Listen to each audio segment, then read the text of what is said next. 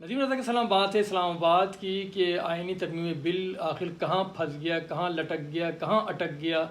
اور اس کے پیچھے کیا چیزیں ہیں اور حکومت کا اصل پلان ہے کیا، اور نواز شریف کا اسلام آباد آنا کیا نیک شگون تھا یا کچھ اور ایسی صورتحال میں صدر آصف علی زرداری اور محسن نقوی وہ کیوں مطمئن دکھائی دیتے ہیں، اور مولانا فضل الرحمان آخر کر کیا رہے ہیں، وہ گیم کس کا کھیل رہے ہیں یا کھلا رہے ہیں، انہی چند ایک معروضات ہیں اس کے پر بات کرنی ہے۔ باقی سب لگے ہوئے مختلف چیزوں کے اوپر، لیکن میں تھوڑا سا ایک مختلف میرا نقطہ نظر ہے اور اس کے بیک گراؤنڈ میں کیا چیزیں چل رہی ہیں، اصل معاملہ ہے کیا،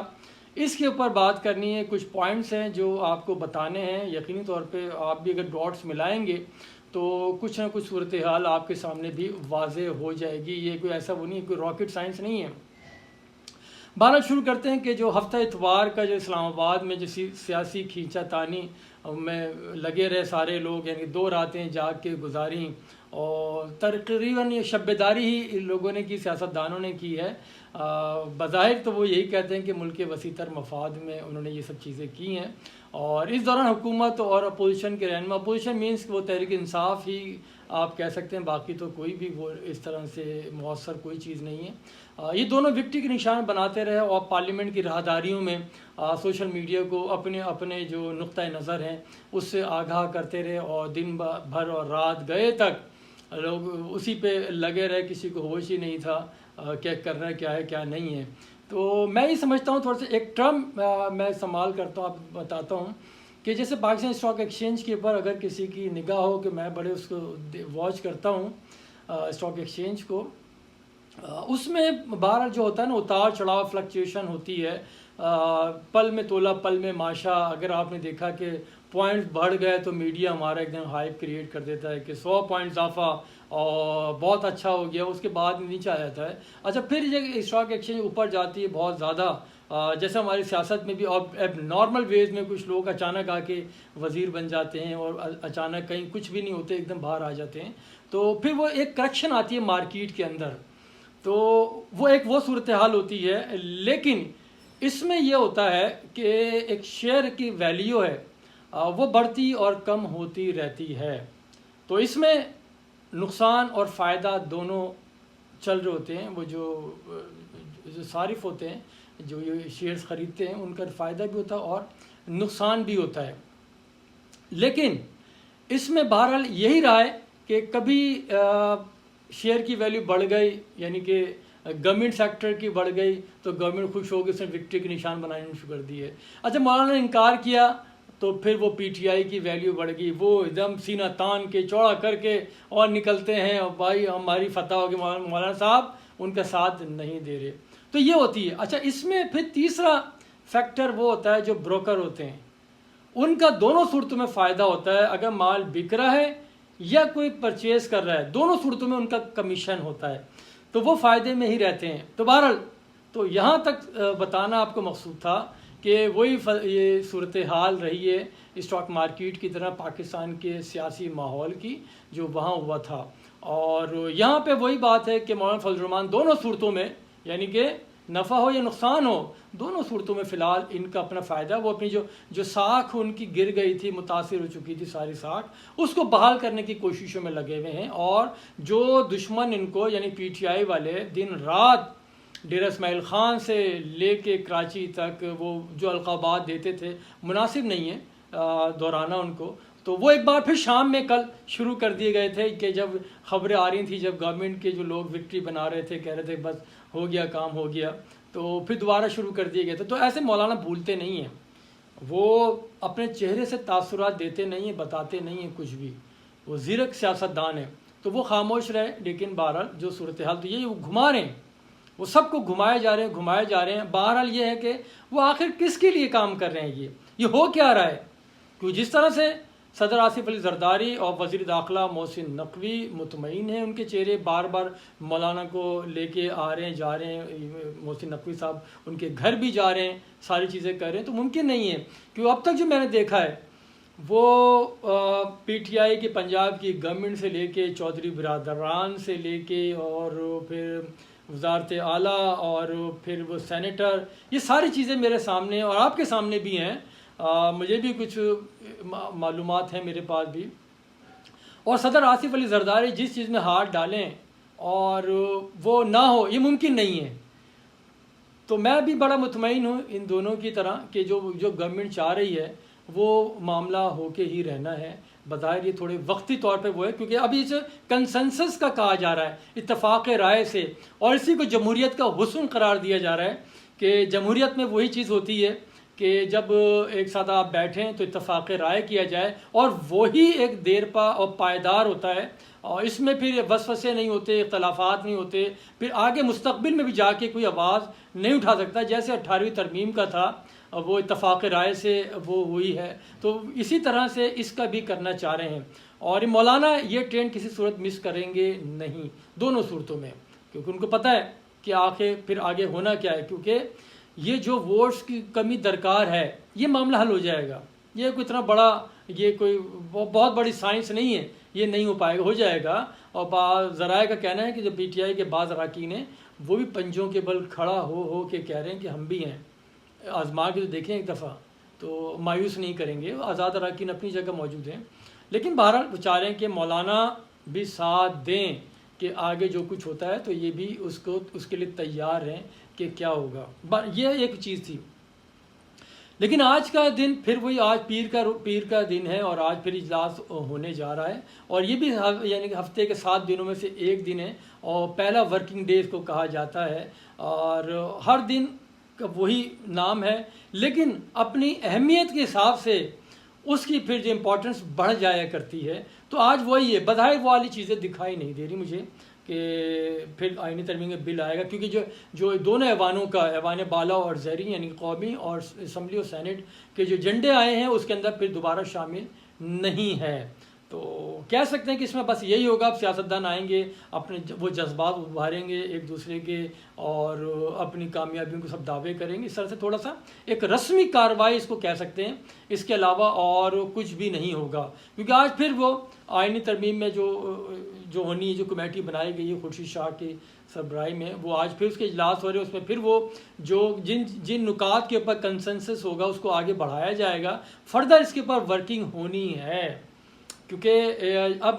اب ایوانوں سے یہی بات آ رہی ہے کہ انہیں کوئی جلد بازی نہیں ہے، اور اس پہ ہو جائے گا. اور حکومت تبھی کہہ رہی ہے کہ مشاورتی عمل کو عدلیہ میں اصلاحات کے لیے کی جانے والی جو قانون سازی ہے اس میں تاخیر کا سبب قرار دے رہی ہے. کیونکہ بہرحال فی الحال اس وقت تو صورتحال ایسی ہے، فوری طور پہ کچھ نہیں کہا جا سکتا. اس کے لیے حکومت کو لازمی طور پہ 2/3 اکثریت چاہیے، یعنی کہ قومی اسمبلی میں 224 اور سینٹ میں 64 اراکین کی ضرورت ہے. اور انہیں بہرحال ابھی کمی کا سامنا ہے، اور کیونکہ مخصوص نشستیں تو ابھی ہیں ہی نہیں، اس کو سپریم کورٹ کا فیصلہ جو اس میں پڑا ہوا ہے، اور اسی لیے ان کے پاس عددی اکثریت نہیں ہے. اور لیکن بہرحال پہلے بھی کہتے رہی گورنمنٹ کہ ہمارے پاس ہم نے پورے کر لیے، لیکن نہیں ہوئے.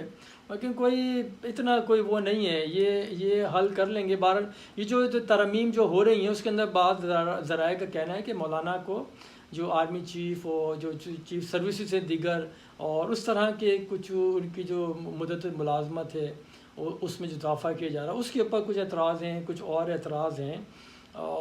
اس کی وجہ سے تاخیر ہو رہی ہے. وہ اسے مشاورت کر رہے ہیں.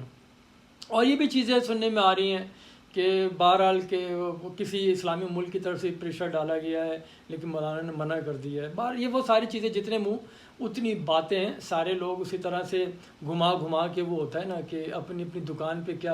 کون سے آئٹم رکھیں گے آپ، ہر قسم کے لوگ آتے ہیں تو سب کو کچھ نہ کچھ مل جائے. اور ہمارے ملک کی بہرحال فضا بھی ایک ایسی قائم ہو چکی ہے کہ جب تک کوئی نمک مرچ لگا کے نہ بیچے تو کام چلتا نہیں ہے. بہرحال بلال بھٹو زرداری کہتے ہیں کہ کوئی نہیں، اگر تاخیر ہو رہی ہے تو کوئی نہیں، اگر اس میں اور چند روز لگ جائیں تو کوئی قباحت نہیں ہے. اور یہی جمہوریت کی خوبصورتی ہے اور اس کا حسن ہے کہ آئین سازی کے لیے کم از کم اتفاق رائے بنانا ضروری ہوتا ہے. اتفاق رائے ہوگا تو ساری چیزیں ہوں گی. اور مولانا صاحب کافی چیزوں پہ کہہ رہے ہیں کہ وہ راضی ہو بھی چکے ہیں. اور وہی وہ 18ویں ترمیم کا پھر وہ بھی وہی ذکر کرتے ہیں جیسے میں نے کہا آپ کو کہ اسی طرح سے ہو تو کوئی حرج نہیں ہے.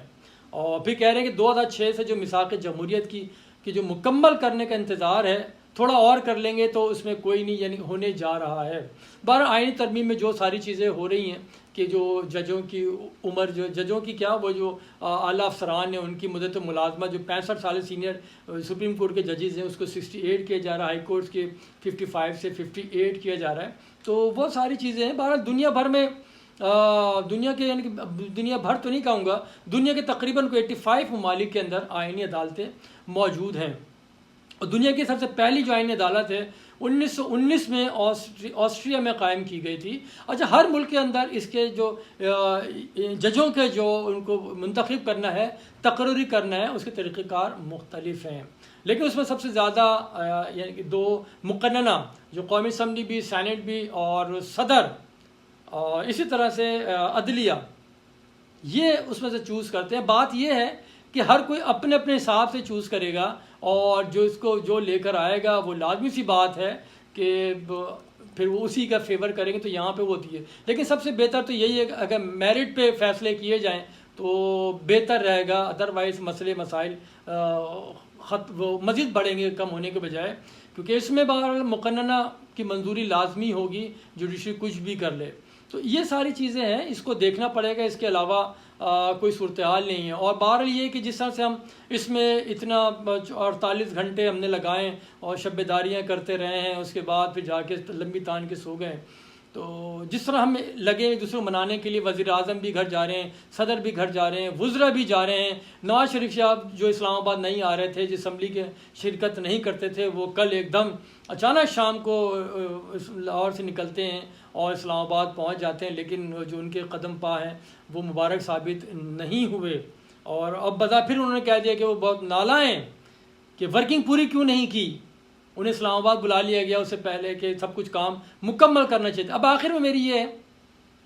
کہ جس طرح سے ہم اس کے کنسنسس کرنا چاہ رہے ہیں، ایک دوسرے گھروں پہ جا رہے ہیں، دہلیز پہ جا رہے ہیں، جس کی شکل دیکھنا پسند نہیں کرتے تھے، گلے میں ہاتھ ڈال رہے ہیں اور لے لے کے دولہے کی طرح یا شہبالے کی طرح لے لے کے ہم پھر رہے ہیں کہ کاش ہم، جو ملک میں مہنگائی ہے، جو عدم استحکام کا شکار ہے، معیشت زبوں کا شکار ہے، ہم اس کی بہتری کے لیے کیوں نہیں ایک دوسرے کی دہلیز پہ جاتے؟ عوام کو بجلی کے مہنگے جو بلوں سے نجات دلانے کے لیے ہم کیوں نہیں ایک دوسرے کے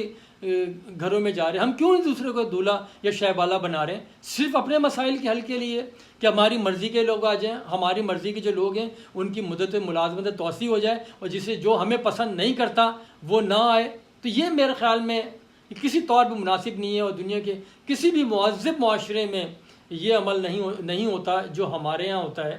تو ہم جب اپنے سارے اختلافات، اب وہی تحریک انصاف جو مولانا فضل الرحمان کو کیا کیا القاب دیتی تھی، ابھی پھر کل پھر دیے ہیں، وہ ان کے پیچھے پڑے ہوئے ہیں،